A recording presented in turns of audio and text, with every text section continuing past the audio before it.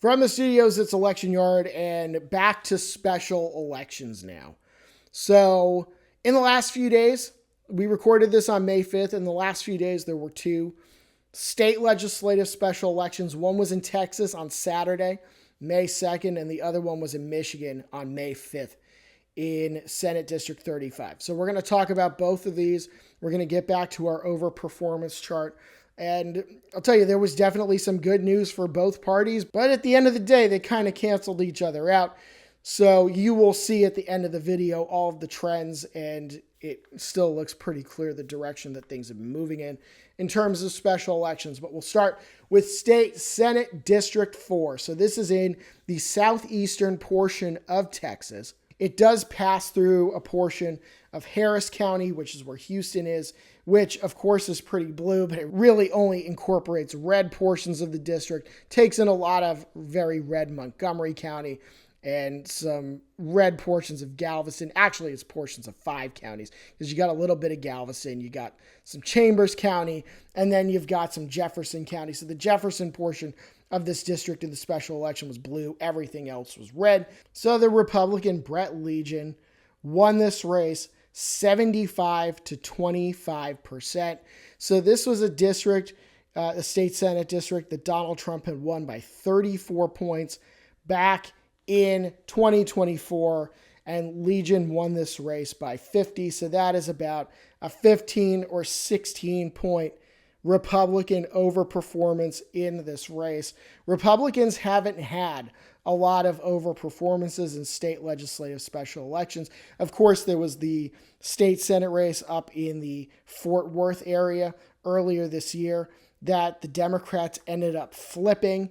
So this one certainly went in the other direction. The Republicans held it with a bigger margin this time. And as you can see, there was about a 5-point swing to the Republicans in this district. And that is a swing from the last state Senate general election in this district. But we also note that he overperformed Donald Trump's numbers in this district by about 16 points. So a strong Republican overperformance in this district.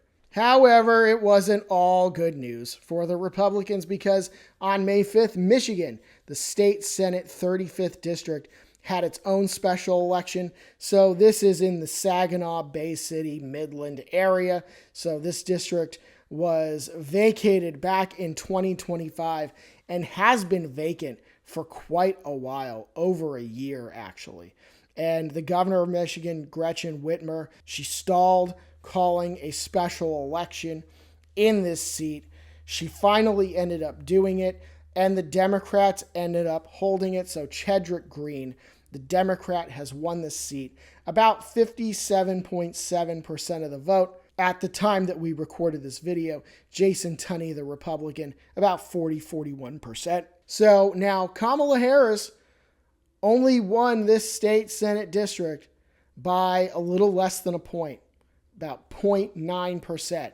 So this was basically an even district in 2024 at the presidential level, but Chedrick Green has won this race by about 16 points. So in the Texas race, you had a Republican overperformance of about 16 points.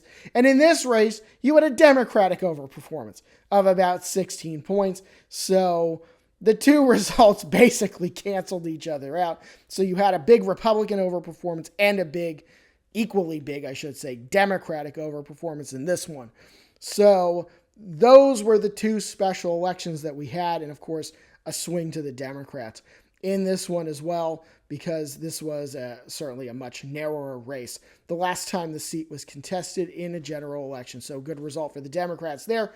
So let's take a look now at the board, the special elections board. So with these results, the Democrats have now won 32 state legislative special elections. The Republicans have won 15. So the GOP still +5. The Republicans have not flipped a single state legislative seat so far in 2026. So the trends are continuing, and now we move to the overperformance screen. So this is the screen where we compare special elections results to how the parties did in the presidential race in 2024. Democrats have overperformed Kamala Harris's numbers in 32 of those districts. Republicans have overperformed Donald Trump's numbers in only 5. There were 10 in which we could not make a mathematical determination of overperformance for one reason or another. So again, if you were thinking on Saturday, wow, the Republicans really overperformed in this race, who knows what that means?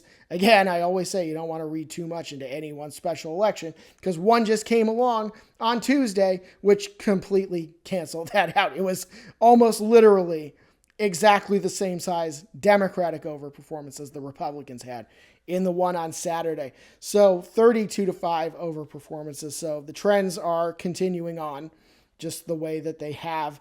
Democrats overperforming Kamala Harris's numbers in quite a lot of districts. So special elections continue to go well for the Democrats, though the Republicans did get a little bit of good news in Texas. But again, going to remind you, you don't want to read too much into any one special election. That's why we do these videos, so we can put all of this data together, put all of the tracking together, and start to just follow the trends. So that is what we're going to do, and we'll just see over the next few months if the trends continue. And you can follow along with us on Election Yard. Like and subscribe. Follow us on social media. We'll see you soon.